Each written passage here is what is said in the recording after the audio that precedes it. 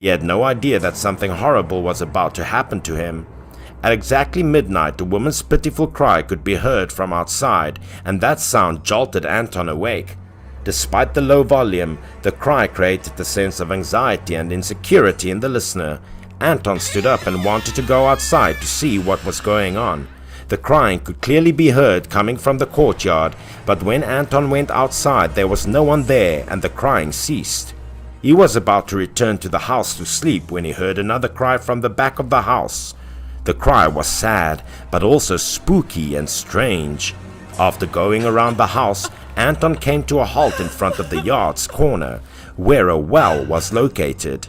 At the time, there was a woman crying on the edge of the well.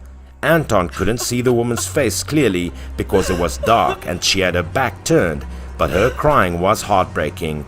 Anton, moved by pity, approached slowly to inquire about her story and console the poor girl. However, Anton was taken aback when he placed his hand on the woman's shoulder because the woman's body was extremely cold. The woman turned her head with a ghostly smile before Anton could react. Her face was haggard and pale, and her eyes were deep, and she didn't appear to be a regular person.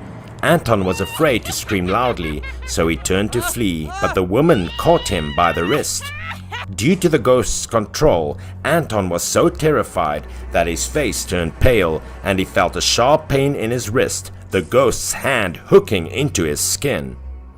Anton jumped up, realizing it was all a dream. As a result of the intense pain, his face was still filled with fear at this point.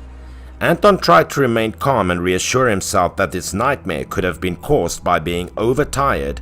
At the same time, Anton felt a sharp pain in his wrist, looked up and saw 5 black fingerprints.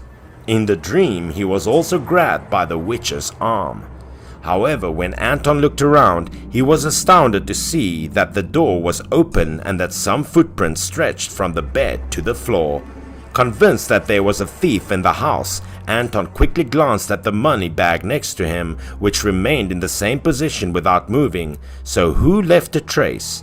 Despite his fear, Anton was still curious about this to find out what had happened. He followed the trail of black footprints.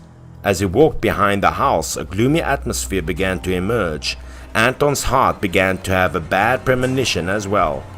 There was a well in front of Anton now, just like in a dream, except there was no ghost sitting on the well's wall and no ghostly cry. Anton had a feeling what he had just witnessed was more than a nightmare.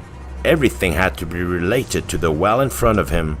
So Anton summoned his courage to walk towards the well, then placed his hand on the well wall and crawled inside to investigate. Anton saw nothing but dense water at the bottom of the well. The water surface, on the other hand, was constantly rippled as if something was about to happen. Just as Anton was about to return inside, a figure in the water appeared out of nowhere. If you looked closely, you could see that it was a woman's silhouette.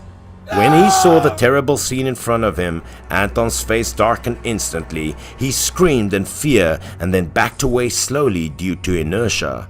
When he stayed back, he ran into someone, quickly turned around, and Anton recognized the person was the village chief. The village chief's appearance at this moment was like Anton's savior.